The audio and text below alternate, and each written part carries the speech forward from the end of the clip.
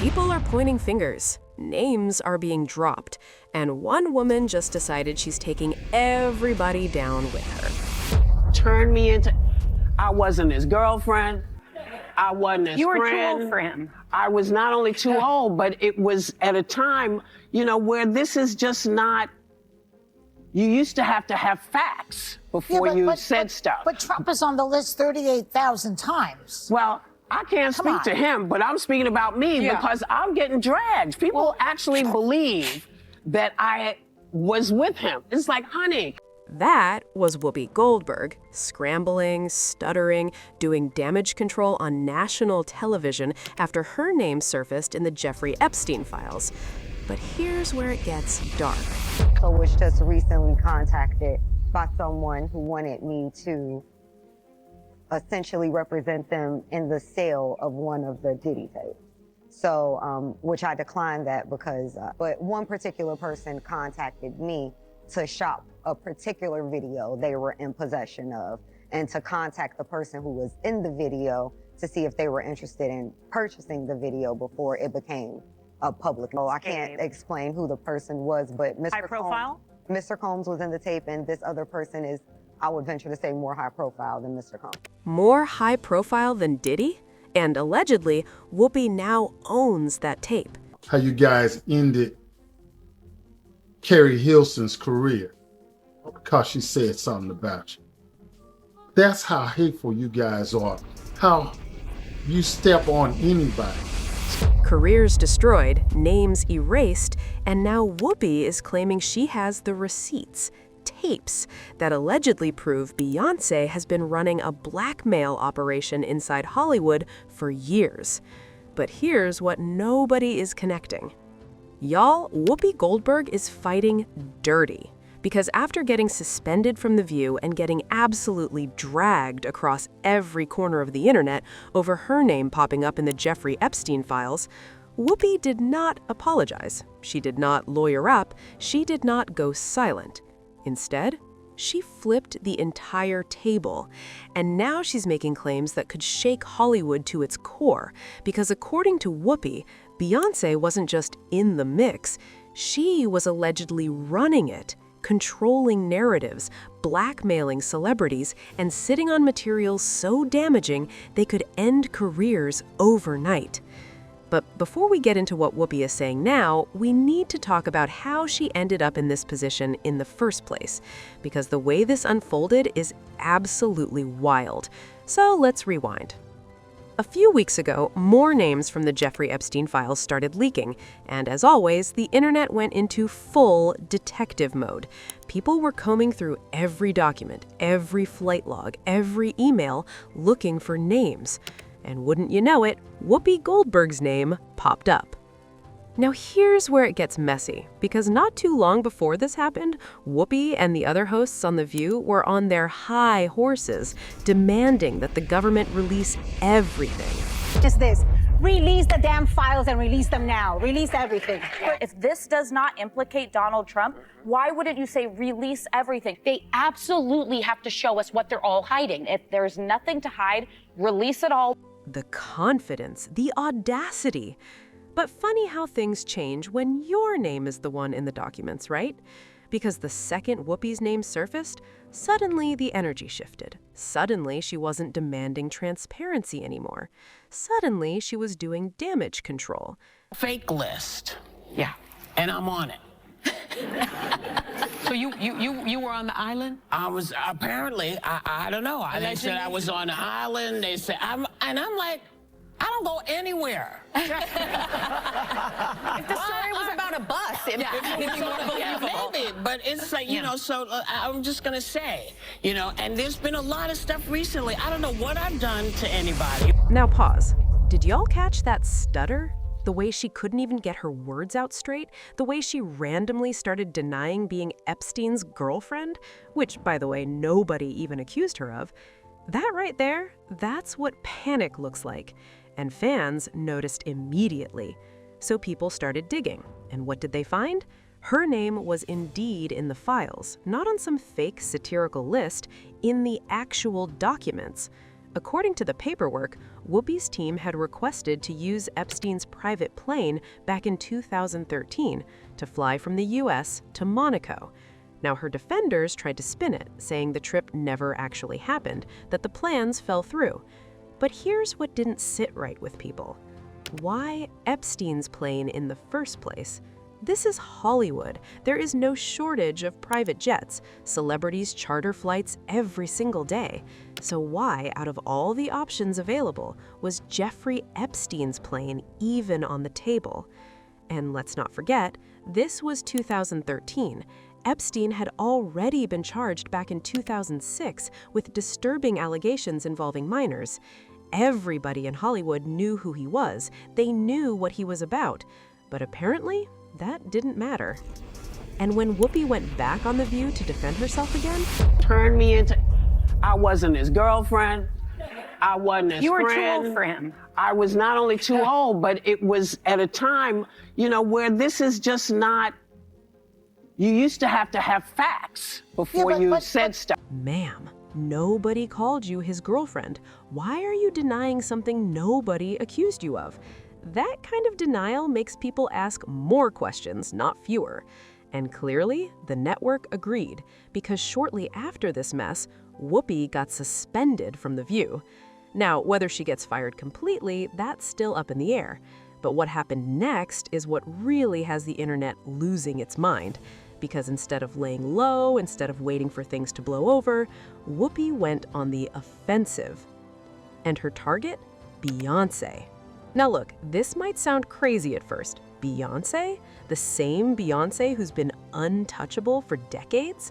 The same Beyonce who can shut down the internet with a single Instagram post? Yes, that Beyonce. Because according to Whoopi, Beyonce isn't just some innocent artist minding her own business.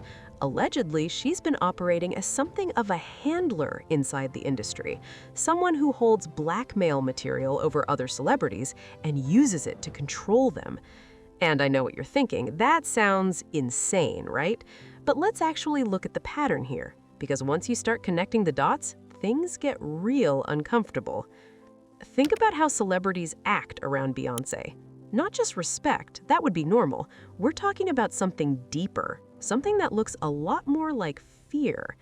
Remember when Adele won the Grammy for Album of the Year over Beyonce's Lemonade? To accept this award, and I'm very humbled and I'm very grateful and gracious, but my artist of my life is Beyonce, and this album for me, the Lemonade album, was just so monumental. Beyonce, it was so monumental. Now, on the surface, that looks like admiration, but fans have pointed out for years that something about that moment felt off. The tears, the shaking, the way she almost seemed afraid to accept her own award. Was that gratitude, or was that fear of what happens when you outshine Beyonce? And it's not just Adele. Remember Carrie Hilson? She was one of the hottest artists in R&B at one point. She had hits, she had momentum, and then she made one comment that people interpreted as shade toward Beyonce, and her career vanished overnight. Beyonce's former bodyguard actually spoke on this publicly. How you guys ended Carrie Hilson's career because she said something about you. That's how hateful you guys are. How you step on anybody. Now here's where it gets dark, because that same bodyguard, he passed away under mysterious circumstances not long after making those statements. Coincidence? Maybe. But when you stack it up with everything else, it paints a very troubling picture. And now, Whoopi is alleging that it goes way deeper than just industry blackballing. According to her claims, Beyonce allegedly has tapes, actual recordings of celebrities involved in compromising situations, and she's supposedly been using those tapes to keep people in line for years. Now, where would these tapes come from? Well, this is where the Diddy connection comes in. Y'all remember when attorney Ariel Mitchell-Kidd came forward and said someone tried to get her to broker the sale of a Diddy tape? But one particular person contacted me to shop a particular video they were in possession of, and to contact the person who was in the video to see if they were interested in purchasing the video before it became a public. So I can't explain who the person was, but Mr. High profile? Mr. Combs was in the tape, and this other person is, I would venture to say, more high profile than Mr. Combs. Really? Really? And you've seen it? I've seen stills of the video. Okay. You can verify that it exists, that it's real, that the other person in the video is very visible. It's no question if it's that person in the video, and I can tell the video was graphic in it. More high profile than Diddy? Clearly visible, graphic in nature. Now, word on the street is that Whoopi allegedly bought that tape, not to release it, but to hold as collateral, protection, insurance in case she ever needed leverage. And apparently, now she's ready to use it. But wait, it gets even messier, because Whoopi is also making claims about Beyonce's businesses. Now, we all know Beyonce has had several business ventures over the years, right? House of Darion with her mother, Ivy Park with Adidas, big launches, celebrity endorsements, the whole nine. But here's the thing, those businesses were not successful, at least not on paper. House of Darion? Nobody was buying that after the initial hype died down. Yet, somehow, the business kept running. Ivy Park? According to the Wall Street Journal, sales crashed by more than 50%, bringing in only about $40 million in 2022, way below the $250 million Adidas had projected. That's a loss of over $200 million. Reference Wall Street Journal analysis. Sales of Ivy Park tumbled by more than 50% to about $40 million in 2022, coming in below the internal Adidas projections for $250 million in sales that year.